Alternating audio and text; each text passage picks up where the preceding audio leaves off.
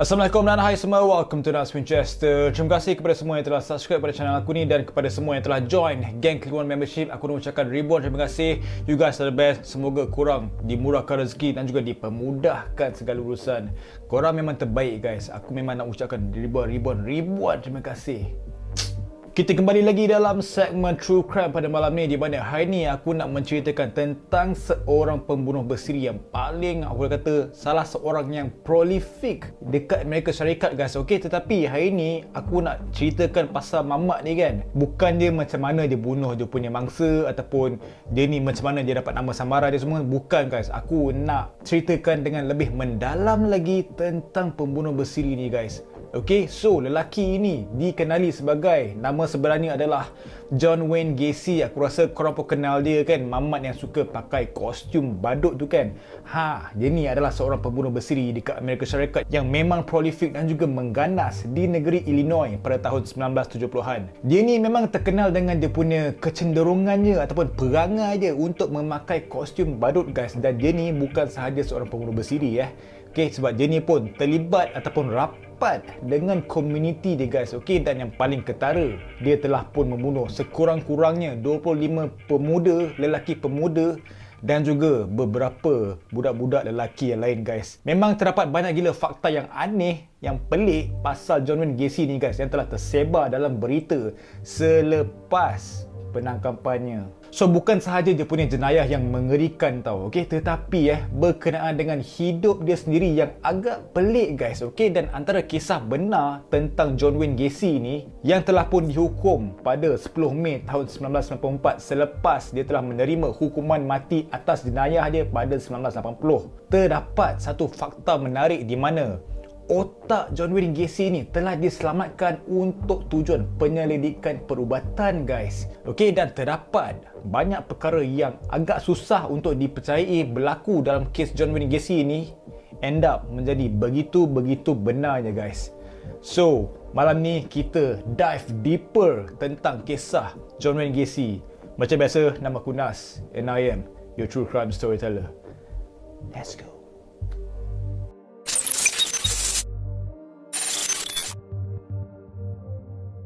Pada 23 Julai 2018, Jabatan Sheriff Cook County dan juga Pusat Kehilangan Kanak-kanak Kebangsaan telah mengeluarkan satu pembinaan semula muka terbaharu dua mangsa John Wayne Gacy. Penyiasat telah menemui mayat di bawah rumah Gacy ni dalam ruang merangkak guys, ruang yang begitu kecil, dan pihak artis daripada pihak penyiasat ni dapat mengasaskan reka bentuk rupa mangsa-mangsa John Wayne Gacy tersebut guys. Pihak artis penyiasat telah pun menerima rangka mangsa dalam bentuk fotografi, dalam bentuk gambar, dan daripada situ mereka telah menggunakan software Photoshop untuk mereka bentuk ataupun pembinaan semula bagaimana rupa wajah mangsa-mangsa John Wayne Gacy pada sebelumnya itu. Mangsa pertama hanya dikenali sebagai John Doe. Korang pun tahu John Doe ni basically adalah satu nama samaran yang telah diberikan ke atas mangsa yang mereka tak tahu pun siapakah identiti mereka tau. So mangsa John Doe yang pertama ni adalah seorang lelaki berkulit putih berusia antara 17 sehingga 21 tahun dengan ketinggiannya antara 5 kaki 7 sehingga 5 kaki 11, dan penyiasat dekat situ telah pun menentukan yang dia ni telah cedera tulang selangka kirinya sebelum kematiannya, dan warna mata dan juga rambut mangsa tersebut masih lagi menjadi misteri. Penyiasat masih terdapat lagi menyelesaikan siapakah identiti mangsa tersebut. Dan yang kedua pula, John Doe ni juga seorang lelaki berkulit putih, dianggap berusia antara 18 sehingga 22 tahun dan tingginya pula dalam lingkungan 5 kaki 9 dan juga 6 kaki 2. So dekat sini penyiasat mereka percaya yang dia ni mempunyai rambut beralun, rambut yang wavy yang berwarna coklat gelap tau. Okey, dan satu daripada gigi atasnya telah dialihkan ke belakang satu lagi giginya, which is sesuatu yang dipercayai oleh penyiasat sebagai satu ciri-ciri yang agak terperinci. So pada time tu dah berapa tahun yang lepas, mereka telah menggunakan teknologi untuk menyelesaikan segala masalah pembunuh-pembunuh bersiri ni guys. Pembunuhan pertama John Wayne Gacy adalah pada tahun 1975. Walaupun tak berapa nak jelas, dia cuba untuk membunuh sesiapa pada masa itu dan juga melakukan serangan seksual ataupun mencuba untuk melakukan serangan seksual ke atas beberapa budak lelaki yang dikenalinya melalui kumpulan komuniti ataupun dekat tempat kerja dia. So secara keseluruhannya, polis percaya yang dia telah membunuh 33 orang dan mangsa pertama dia yang bernama John Butkovich yang berumur 17 tahun adalah pekerjanya yang datang ke rumah dia untuk meminta bayaran ataupun untuk meminta duit belanja, guys. Okay, so dekat situ apa yang telah dilakukan oleh John Wayne Gacy ni, dia telah mencekik dia sampai mati dan kemudian menguburkannya di bawah rumah dia sendiri, guys. Dan antara 1975 dan juga 1976, John Wayne Gacy telah mula untuk membunuh secara aktif, guys. Okay? Dan isterinya pula pada time tu telah menceraikannya dan juga meninggalkannya sendirian. Dan itu telah memberikan banyak masa lapang untuk dia menjemput lelaki-lelaki muda datang ke rumah dia.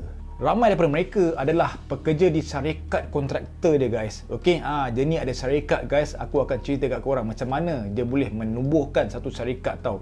Okey, dan yang lain mangsa dia pula telah diculik di luar jalan dan juga di perhentian bas. Dan mangsa terakhir dia pula yang bernama Robert Piest yang berusia 15 tahun telah diajak ke rumahnya dengan prospek ataupun alasan pekerjaan. Selepas dia telah membunuh mangsa-mangsa mudanya dengan mencekik mereka sehingga mati, dia telah menanam mayat mereka di ruang merangkak yang kecil di bawah rumah dia dan juga di sekitar garaj rumah dia, guys. Jiran-jiran dia sebenarnya kan telah mengesaki bahawa terdapat satu benda yang agak ganjil yang sedang berlaku dekat rumah dia tau. Sebab jiran dia ni akan nampak dia ni mengalihkan beg sampah ataupun beg kotoran dan kemudian juga dia akan menggali di halaman rumah dia, guys. Okey, tetapi tiada siapa pun yang percaya bahawa seorang lelaki yang begitu rapat dengan komuniti dia mungkin telah mengebumikan mayat mangsa dia. Dan walaupun dekat kawasan perumahannya tu dah bau busuk dengan mayat semua tu, tapi itulah jiran-jiran dia tak ada yang nak fikir si John Wayne Gacy ni telah membuat satu pembunuhan dekat rumah dia, guys. Bukan satu tapi banyak gila pembunuhan. Oh, scary man. Dan sekurang-kurangnya terdapat 2 orang yang mempunyai pengetahuan yang John Wayne Gacy ni ada menggali di bawah rumah dia, guys. Okey. Dan John Wayne Gacy juga telah mengarahkan 2 lelaki muda yang bernama Michael Rossi dan juga David Cram yang telah diarahkan untuk menabur kapur di bawah rumah dia untuk mengurangkan kelembapan dekat tanah kawasan perumahan dia itu, guys. Dan David Cram juga ada berkata yang dia ada melihat lubang di dalam tanah. Dia punya saiz tu adalah sebesar kubur. Cuma itulah, dia pun tak tahulah apa sebenarnya function lubang tersebut pada masa itu. Semasa dia tinggal di Norwood Park, Illinois pada tahun 1970-an, John Wayne Gacy dia terlibat dalam satu kumpulan tempatan yang dipanggil sebagai Jolly Jokers.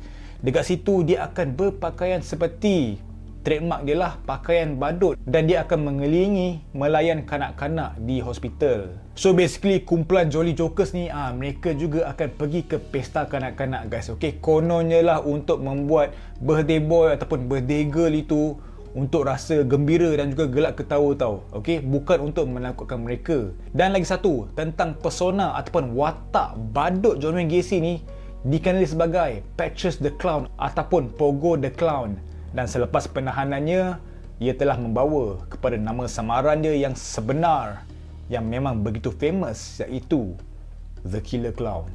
John Wayne Gacy ni sebenarnya dia telah didakwa memberitahu pakar psikiatri selepas penahanannya yang dia ni menganggap Pogo the Clown tu sebagai watak yang baik dan juga jahat, guys. Okey, sebab dia kata terdapat sisi Pogo yang dipanggilnya sebagai badut belas kasihan dan satu lagi pula dipanggil sebagai badut kebencian.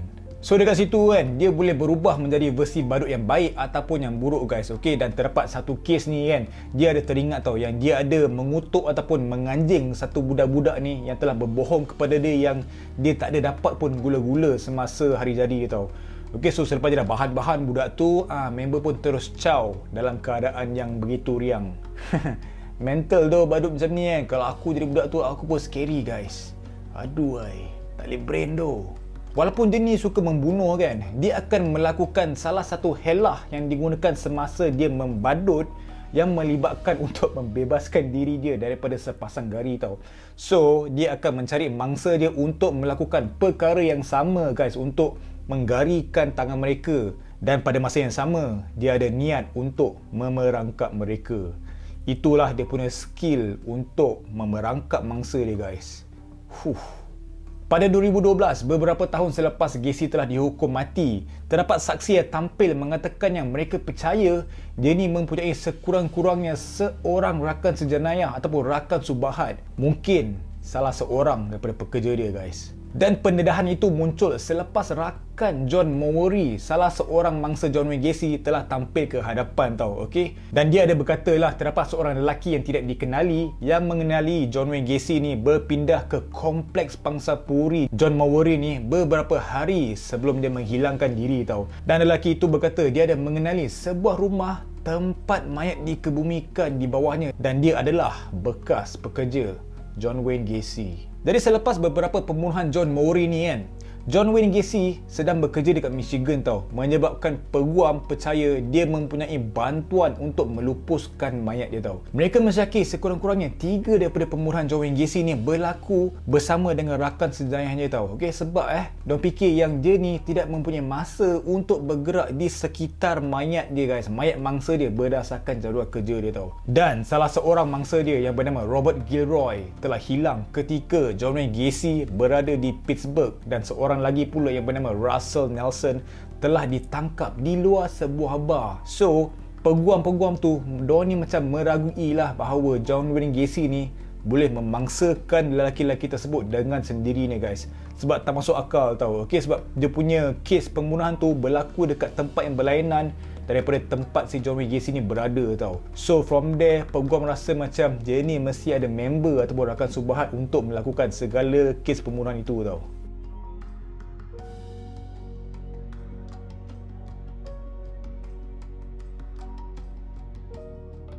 Bapa John Wayne Gacy yang bernama John Senior adalah seorang yang sangat kejam yang pernah memukul anak dia dengan kejam dalam keadaan mabuk guys. Okay, so dekat sekolah pada time tu, John Wayne Gacy ni selalu diejek yang telah menambahkan masalah anxiety dia tau. Dan disebabkan masalah jantung yang kronik, John Wayne Gacy ni dia tidak dibenarkan untuk bersukan ataupun melakukan aktiviti fizikal semasa dia masih kecil lagi tau. Itu juga ditambah dengan penemuannya bahawa dia ni adalah seorang bisexual guys, menjadikannya sangat terasing daripada rakan-rakan dan juga keluarganya.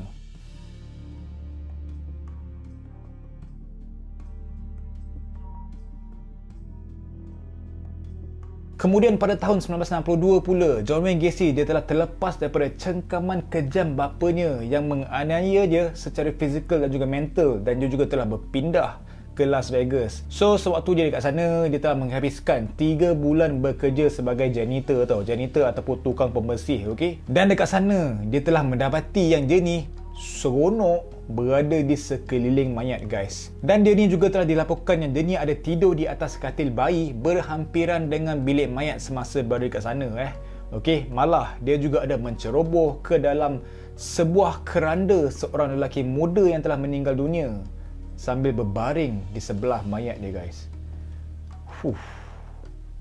Tak boleh brain mat. Dan selepas beberapa bulan John Wayne Gacy dia ni menyedari bahawa cintanya terhadap pekerjaannya itu telah menimbulkan perasaan yang aneh tau. Memang aneh lah cerita dia guys, suka tidur tepi mayat kan, gila mat, okey. So disebabkan itu, dia telah menelpon ibunya dan meminta bantuannya untuk pulang ke rumah.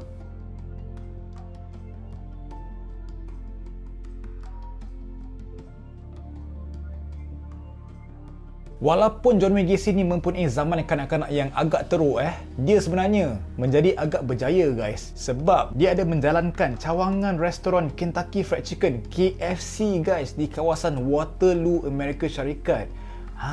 Jangan main dan semasa dia berada di Norwood Park, Illinois, dia ada memulakan perniagaan dia sendiri, di mana dia memanggil dia sebagai PDM, iaitu singkatan untuk Painting, Decorating and Maintenance. Dan semasa dia berada dekat Iowa, Amerika Syarikat, John Wayne Gacy dia ada terlibat dengan sebuah organisasi Dewan Muda Amerika Syarikat. Dan dekat situ dia ni adalah seorang ahli yang berjaya sehingga dia dinamakan ahli ketiga paling cemerlang di negerinya pada tahun 1965 guys. Dahsyat tak dahsyat Mamat ni dia ni memang betul-betul berdedikasi untuk tujuan yang itu tau. Cuma ironi ni dekat sini guys, ironi dia dia bukanlah satu-satunya pembunuh bersiri yang pernah menjadi ahli organisasi tersebut.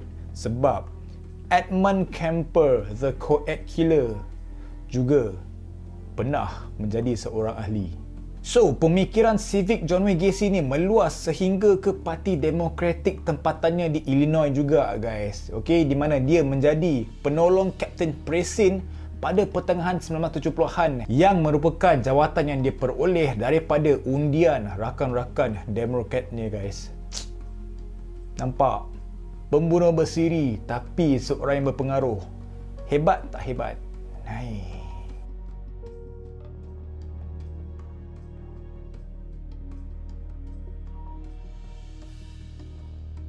Dan kemudian pada tahun 1967, John Wayne Gacy tinggal di Iowa dan mula menyerah kepada keinginannya guys.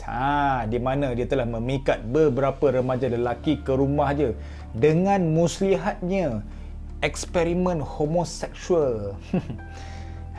Dan salah seorang daripada lelaki itu yang bernama Donald Voorhees, anak kepada salah seorang ahli kelab Dewan Muda yang lain. So selepas eksperimen tu, si Voorhees ni dia ada memberitahu bapa dia tahu apa yang telah berlaku, dan dekat situ John Wayne Gacy telah pun ditangkap. Cuma John Wayne Gacy ni tetap tidak bersalah guys, okey, sebab dia ada berkata si Voorhees ni adalah saingan yang mahu merosakkan aspirasi politiknya guys.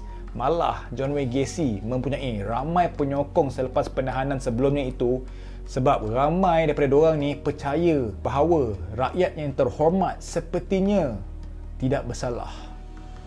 Inilah dia guys, the power of politik. Kemudian dia ada mengaku bersalah ke atas kes meliwat dan juga telah menghabiskan 18 bulan di penjara. Dan semasa sebahagian daripada pemeriksaan pra-percubaan dia telah didiagnosis dengan gangguan personality antisocial oleh dua pakar psikiatri yang berbeza. Dua orang bukan seorang je tau. Tetapi yang peliknya kat sini guys, dia tidak pernah pun ditempatkan dalam sebarang program rawatan. Pelik kan?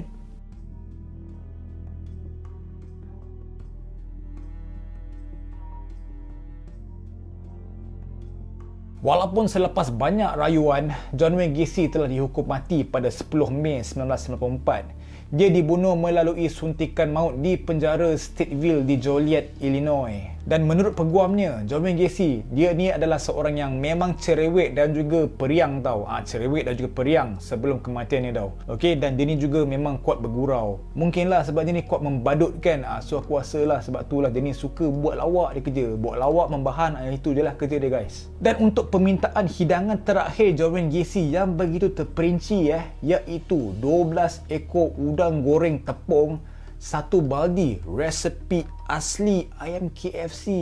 Nampak? Lapar dengar kan? Dan juga kentang goreng dan juga 1 pound strawberry. Dahsyat weh, 1 pound strawberry untuk dia punya dessert.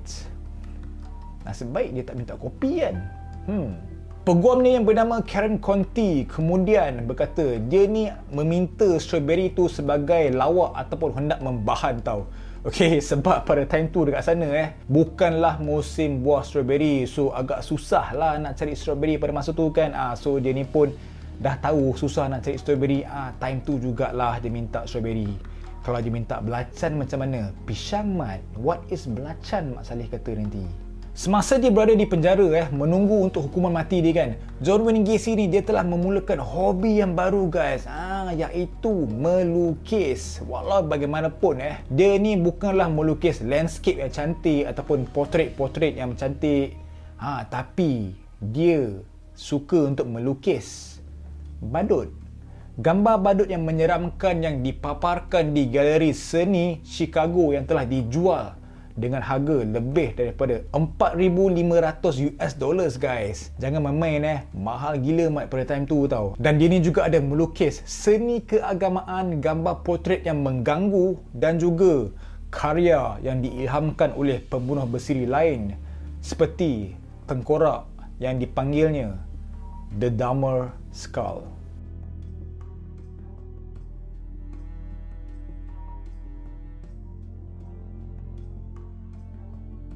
John Wayne Gacy ni juga dia telah mempunyai 2 orang anak dengan isteri pertamanya guys, yang bernama Marlene Myers, seorang anak lelaki yang bernama Michael dan juga seorang anak perempuan yang bernama Christine. Jadi selepas Gacy ditangkap disebabkan kes liwat pada tahun 1998, isterinya telah memfailkan penceraian dan juga mendapat hak penjagaan penuh ke atas anak-anak mereka tau. Dan kemudian John Wayne Gacy telah berkahwin lagi pada tahun 1972 dengan seorang wanita bernama Carol Hoff yang mempunyai 2 anak perempuan yang menjadikan John Wayne Gacy ni sebagai bapa tiri.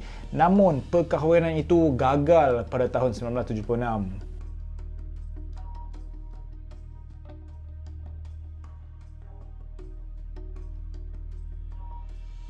Untuk pendidikan John Wayne Gacy ni pula kan guys, dia ni kan, mamat ni dia tidak pernah pergi ke sekolah menengah tau. Okey, tapi entah macam mana dia ni berjaya untuk mendaftar dan juga lulus daripada Northwestern Business College guys. Aku tak tahulah skill apa dia pakai kan, tapi mat tak masuk sekolah menengah, masuk college weh, siap graduate lagi. So dekat situ dia telah menerima ijazahnya pada tahun 1963 dan memulakan kerjayanya sebagai pelatih pengurusan di sebuah syarikat kasut yang dikenali sebagai Nunn Bush. Dan kemudian dia juga telah menguruskan beberapa cawangan KFC dan juga memulakan perniagaan kontrak am. Boleh tahan jugalah kejaya pekerjaannya ni Okey, buka KFC, ada perniagaan kontrak bagai semua kan. Hebat juga hanya ni kan. Boleh dikatakan bahawa John Wayne Gacy ni, dia ni mempunyai kemahiran yang diperlukan untuk bekerja dengan orang guys. Malah dengan orang yang dia telah ambil dan juga membunuh. Dan itulah dia guys, kisah tentang John Wayne Gacy, The Killer Clown, di mana aku kongsikan info-info tentang mamat ni selepas penangkapannya. Banyak info-info yang telah tersebar selepas segala penyiasatan yang telah dilakukan ke atas John Wayne Gacy ni guys. Dan yang paling aku macam gila amazed di mana dorang ambil otak si John Wayne Gacy ni untuk melakukan penyelidikan untuk perubatan. Memang lain macam guys. Okay, so aku harap korang terhibur dengan konten yang aku share dengan korang hari ni. Aku dah minta maaf jika ada sebarang kekurangan. Aku nak cakap terima kasih sebab tengok video ni sampai habis. I really appreciate the support. Jangan lupa tekan butang subscribe dan juga join membership Gang Kliwon. InsyaAllah I will see you in the next premiere. As always guys, never stop creating. Assalamualaikum. Bye bye.